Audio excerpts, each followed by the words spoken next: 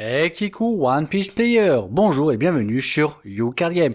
Merci d'être présent avec moi de nouveau pour un deck profil. Et aujourd'hui, nous allons parler du Kizune OP10. Donc c'est un très bon leader qui va nous permettre de regagner des PV, faire trace les PV adverses et de se défendre avec pas mal de counter de 1000 et des bloqueurs. Donc le Stas Captain Kid OP10, 5000 de puissance, couleur jaune. Son effet, c'est à la fin du tour, on peut tourne le top de nos PV face up, et si on fait ainsi, on choisit un de nos personnages qui a le type Supernova et qui a un coût entre 3 et 8, on le set actif, donc s'il est attaqué, il redevient actif, ou s'il a un effet, fait un effet extra actif, et ce personnage gagne le bloqueur, donc devient bloqueur jusqu'à la fin du prochain tour adverse. Ça veut dire qu'il va pouvoir bloquer les attaques adverses. Donc c'est un deck qui est quand même pas mal, qui est assez puissant et qui a, on va dire, des bons effets. Il peut gérer les PV adverses, gérer les personnages adverses. Non pas par effet, bien évidemment, mais par attaque. Il peut regagner des PV. Donc c'est un très bon deck. L'ADL, vous allez voir, elle est assez simple. On commence avec deux Shirahoshi bloqueuses. Excusez-moi, je bois un peu parce que j'ai la bouche toute sèche. Donc la Shirahoshi bloqueuse EB01, c'est 2, 0, counter 1000. Son effet, c'est que si elle doit être KO par un effet adverse à la place, enfin un effet inverse, c'est pas à la place, donc elle est KO par un effet adverse, on place la carte du dessus de notre deck au-dessus de nos PV. Donc si elle doit être KO par un effet, on regagne un PV. Et donc c'est une bloqueuse. Donc on va dire que quand on affronte des decks style noir qui fait souvent du KO, ça va généralement embêter l'adversaire de devoir la KO. Donc on va pouvoir l'utiliser pour bloquer une grosse attaque. 4 Satori OP06, donc OP05, excusez-moi, 5 5000, counter 2000, principalement utilisé pour le counter 2000, et parce qu'il a aussi un trigger, on peut tracer une carte sur la main, et on joue cette carte là. Donc c'est un counter de 1000 et c'est en plus un trigger qui peut être joué depuis les PV si on a besoin pour surprendre l'adversaire. 4 Porgas dit Ace, donc d'OP07. C'est une 10 000. On play, on peut prendre le top de nos PV, le top de notre deck et l'ajouter à nos PV. Donc on peut faire nous rajouter un PV. Puis, si on a 2 PV ou moins, il gagne le rush. Donc il va nous permettre de regagner des PV, donc pouvoir tanker une attaque supplémentaire. Mais il va également pouvoir agresser, car si on a 2 PV ou moins, on a le rush. En sachant que quand on le joue, on peut juste le jouer, rajouter un autre PV, passer à 3 PV ou plus, et ne pas attaquer. Ou on peut, si on a 2 PV, ne pas rajouter de PV, et juste dire qu'il y a le rush, car on a 2 PV ou moins, et attaquer avec. Tout va dépendre de la situation et de notre envie au moment T où on joue la carte. Ensuite, on joue 4 Nami S-Gag 5000, counter 1000. Son effet, c'est on peut tracer une carte avec le trigger depuis notre main, puis on KO un personnage adverse qui a un coût de 5 ou moins. Puis, si on a 3 cartes ou moins dans la main, on pioche une carte. Donc très bon effet qui permet de KO les 5 ou moins. Et elle a un trigger. Le trigger, c'est Activate this on play effect. Donc en fait, ça permet de faire l'effet de KO un 5 ou moins en traçant une carte avec trigger depuis les PV, si on en a besoin. Surtout par exemple si on affronte des decks très agressifs, qui ont beaucoup de persos qui coûtent 5 ou moins. On suit avec 4 Capone Gang BG OP10. Donc 1 0, counter 2000. Et donc principalement utilisé pour le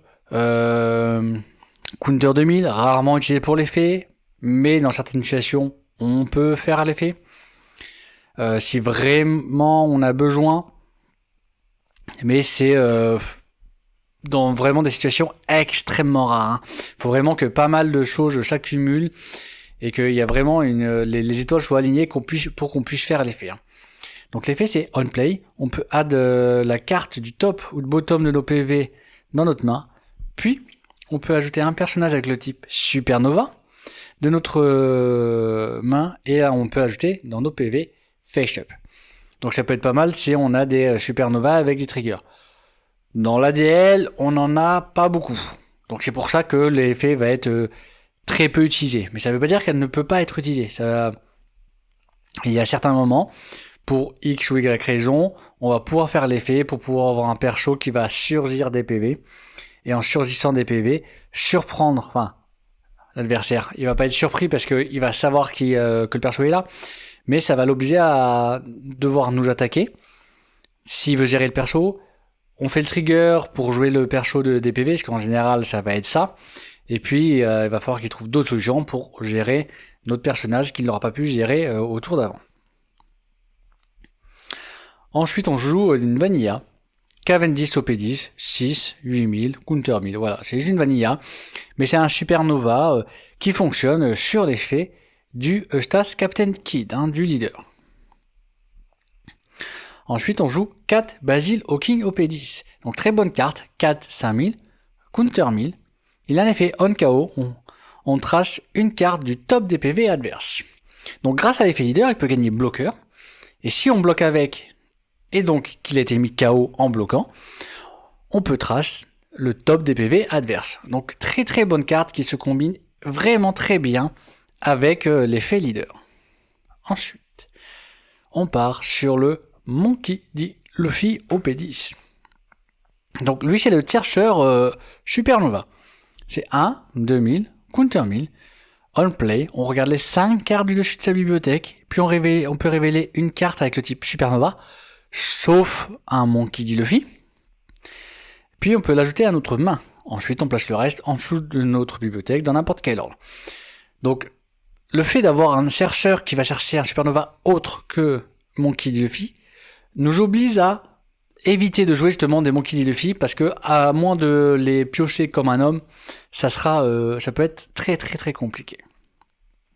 Là on va passer au jeu de papa du deck, très importante, un peu de mon point de vue un peu plus importante que le Ace, car eux ils peuvent devenir bloqueurs grâce à l'effet leader. C'est Liza, le Eustace Captain Kidd OP10. Donc 8, 9000, no counter. On play, on peut le reste, et si on fait ainsi, l'adversaire trace le top de ses PV. Donc déjà, dès qu'il arrive en jeu, l'adversaire trace son PV. Ensuite, à la fin du tour, si mon adversaire a 2 PV ou moins, on peut piocher une carte et discarder une carte. Donc il peut permettre de nous cycler la main. Donc très bonne carte pour pouvoir cycler la main. Et grâce à l'effet leader, ce qu'on peut faire, c'est très simple. On fait l'effet leader sur lui, on le rend actif. Donc il a fait l'effet, il a tracé un PV, mais en plus de ça, en le rendant actif, il gagne le bloqueur, et on a un bloqueur à 9000 de puissance. Ce qui est quand même très puissant. Faut pas le nier. On continue avec 4 X-Drake OP10. Donc 3 3000, Counter 2000. Donc comme vous avez pu voir, il y a beaucoup de Counter 2000, donc beaucoup de défense dans le deck, avec beaucoup de cartes qui peuvent devenir bloqueurs. Donc ça fait quand même une belle défense. Donc lui, son effet, c'est simple, c'est Activate Main. On peut reste personnage, puis c'est le nombre de vie total de cartes. Si le nombre de mes PV sont inférieurs ou égal au nombre de PV adverses, on peut reste jusqu'à un personnage adverse qui a un coût de 4 ou moins. Donc ça va permettre de pouvoir gérer pour 3 soit les petits bloqueurs adverses de 4 ou moins, soit gérer un personnage qui coûte 4 ou moins et qui est, on va dire, qui nous embête, qu'on a envie de gérer très rapidement afin de pouvoir continuer à être plus tranquille dans le game et donc après attaquer dessus avec nos leaders, etc., etc. Donc très très bonne carte avec un counter de 1000, donc une très bonne défense. Ensuite, on a le Trafalgar Law OP10. Donc c'est une 7 9000, no counter. Quand il arrive en jeu, on révèle un Supernova type caractère de notre main, puis on l'ajoute au top de nos PV face down. Puis, si notre leader a le type Supernova, on peut ajouter un down rested à notre leader. Donc très bonne carte qui coûte 7, qui va permettre de nous rajouter un PV en mettant un Supernova dans nos PV, style un lot, un Basilo Kings, etc., etc. Donc on va prendre un PV, on va gagner un don, et en plus, grâce à notre leader, il peut gagner le bloqueur jusqu'à la fin du prochain tour adverse. Donc on gagne un bloqueur à 9000 de puissance. Donc une extrêmement bonne carte. Donc on continue avec 4 Scrapen Apo au P10. Donc tout simple, 1, 1000, counter 1000.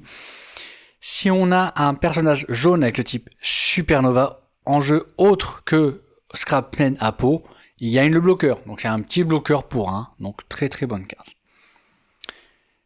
Et on finit avec la P88. Donc c'était un 4 5000, counter 2000, type Supernova.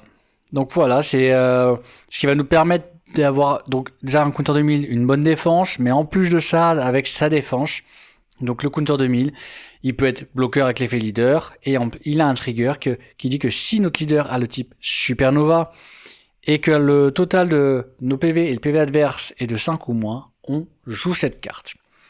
Donc ça peut également être joué avec le Trafalgar Law, donc 7-9000. Donc très très très bonne carte. Donc c'est un deck qui est assez simple à jouer, c'est jaune, c'est pas très très compliqué. Dans ce deck là, tu préfères, il n'y a pas de grosse préférence sur go first ou go second. C'est pareil, ça va dépendre de ce que tu affrontes. Mais donc déjà qu'on commence avec le leader, si on était un go first ou go second, si on peut faire un petit Luffy, c'est comme n'importe quel deck, le tierceur, on fait sa main. La main, c'est vraiment important de savoir prévoir le T2, T3, T4, T5. Donc c'est ça. On sent que si t'es go second, rien ne t'empêche de pouvoir jouer par exemple une petite Shira aussi. Clairement. Face à des decks pas trop agressifs, rien ne t'empêche, même si je le déconseille, de faire un Carbon Bégué pour ajouter son PV et mettre une carte dans nos PV. Mais ça, je le déconseille fortement parce que si tu affrontes déjà, si tu fais ça dès le début, à moins de mettre un Satori, mais Satori, il est pas Supernova, donc tu peux pas faire l'effet. Après, face à Nami, tu peux utiliser le Carbon Gang bébé juste pour récupérer le PV, clairement. Parce que Nami va pas attaquer les PV, et vu qu'elle va pas attaquer les PV, il y a peut-être des cartes importantes dans les PV. Déjà, on fait le T2. T2 go first. Pareil, tu peux faire un petit Luffy. Tu peux faire une petite Shira aussi. Tu peux faire un petit Scrapen Apo, surtout si t'as Luffy. Tu peux faire une grosse attaque sur un perso, sur un perso qui reste, si t'es go first, même si ça vaut pas trop le coup. Sauf face à Barbe Noire. Tu peux attaquer une grosse attaque sur le leader, ça va dépendre de la situation. En gros second, par contre, ce que tu peux faire, c'est que tu peux jouer Basilo Kings. Tu peux jouer Basilo Kings, qui est une très bonne carte go second. Et en jouant Basilo King, tu peux faire effet leader pour lui donner bloqueur. Tu lui donnes bloqueur. En lui donnant bloqueur, si tu bloques, l'adversaire va attaquer. Et si tu bloques l'attaque adverse avec Basilo Kings, il va trash le top de ses PV. Donc déjà, c'est soit il a pris un PV et là, il va perdre un autre PV. Et en plus, le PV va être perdu dans la trash automatiquement. Soit il n'a pas pris de PV, c'est bien défendu. Mais il va quand même trash son PV. Et donc, il aura un PV en moins et moins de cartes dans sa main. Donc, niveau gestion de ressources, c'est pas mal. Ensuite, on arrive au T3. T3, c'est 5 dons ou 6 dons. 5 dons ou 6 dons, il n'y a pas grand chose à faire. Soit tu refais un Basilo Kings, soit tu fais une Nami pour essayer de gérer un peu le board. Tu mets du bloqueur. Tu peux jouer un Satori pour mettre une présence board s'il y a vraiment besoin. Faire une attaque à 6000. Faire une attaque à 7000, tout dépend de la situation. 6000 si t'es go first, et en T2 en go second, si donne, ça peut être 7000, jouer un Basilo Kings. Là, ça va dépendre de la situation. On sent que s'il y a un personnage qui est engagé, tu vas essayer quand même de prioriser l'attaque sur le personnage. afin que pour le tour d'après, tu aies moins d'attaques envers toi. Clairement, pour essayer de te défendre au maximum. Ensuite, on passe au tour de donc le T4 des 7 ou 8 donnes. 7 ou 8 donnes, c'est simple. C'est soit tu as 7 donnes et tu fais le lot. Tu fais effet de lot. Tu vas mettre un lot dans les PV. Tu vas mettre un Basilokins dans les PV. Tu veux mettre un X-Drake dans les PV. Tu veux mettre un Luffy. Enfin, tu te rajoutes un PV clairement. Et tu fais une attaque à 6000. Et en plus de ça, avec effet leader, il gagne le bloqueur. Et donc, tu as un bloqueur à 9000. Donc ça, c'est vraiment en go first. Comment bien se défendre et comment commencer à bouger du gros body. Soit t'es go second, et go second, donc tu as 8 donnes, et là tu vas prioriser le kid. Et tu vas faire pareil, tu fais kid, effet du kid, l'adversaire va trash son PV. Une fois qu'il a trash son PV, tu fais effet leader. Alors bien évidemment, l'effet leader c'est à la fin du tour, donc tu as attaqué, tout sera là, effet leader. Tu le set actif, et tu lui donnes bloqueur. En sachant que si tu as déjà fait l'effet leader, par exemple sur un Basilokini haute, à ce moment-là, il aurait fallu que tu as pris le PV. Hein. Que exactement tu as pris le PV, il ne faut pas qu'il soit face up, parce qu'il faut tourner ton PV face up. Si tu ne peux pas tourner de PV face up, tu ne peux pas donner de bloqueur à un de tes personnages. Et ensuite, on passe aux 5 donnes, 9 ou 10 donnes. Go first, 9 donnes, le mieux, clairement, c'est de jouer le kid. Tout basique, effet leader. 10 donnes, ça va dépendre de la situation. Soit tu es plutôt bien, franchement, et là, tu vas plutôt jouer, si t'es bien, tu vas jouer un Ace. Et si tu as plus de 3 PV, tu peux gagner un 4ème PV. Tranquillement, mais là, tu étais bien, tu sais que même si tu gères pas le board, tu es tranquille. Soit tu n'es pas très bien, et là, tu vas plutôt jouer, par exemple, un lot. Genre, il te reste un PV, moins d'un PV, mais tu sais que tu peux pas gérer de perso, ni avec le Ace, ni avec le leader. Donc, tu vas plutôt te mettre en défense. Donc, tu vas te rajouter un PV avec le lot, et puis tu vas utiliser l'effet leader pour avoir un bloqueur. Et soit tu es bien, mais tu as envie d'enfoncer l'adversaire, ou tu affrontes une amie, par exemple. Et là, tu vas plutôt faire un kid pour les 10 donnes, et avec le kid, tu vas trash le PV adverse. Donc tout va dépendre de la situation, du decision making, en sachant que tu te défends. Franchement, faut pas hésiter à utiliser tes counters de 1000, tes counters 1000 pour te défendre. Tes petits bloqueurs, style Syrah aussi, Strapenapo, t'hésites pas à aller jouer en début de game, à inonder le board de petits bloqueurs. Pour qu'en late game, et de bien défendre, pour que quand tu arrives en late game, tu arrives avec les 10 donnes, tu es quand même 3 PV, 2 PV, 3 PV, et t'évites d'avoir moins. Et comme quitte à vraiment, faut vraiment te défendre, pour pouvoir enchaîner après les Kid 8, ou les Low 7, ou les Ace 7. En sachant que à ce moment-là, tu n'hésites pas d'avant d'attaquer les PV adverses, attaque les personnages adverses. Essaye vraiment de gérer le board. Donc, fais bien attention à ça, parce que alors, le problème c'est que si tu ne gères pas assez le board adverse et que tu te prends trop confiance, tu as beau être jaune, tu n'es pas genre NR, où tu vas récupérer ton PV en boucle. Là, pour récupérer ton PV, il faut jouer le H ou il faut jouer le lot. Donc des cartes qui coûtent cher, donc ce qui fait que tu deviens limité en play en jouant ces cartes-là. Donc penche vraiment bien en jouant le kid à gérer les persos adverses au maximum de tes capacités.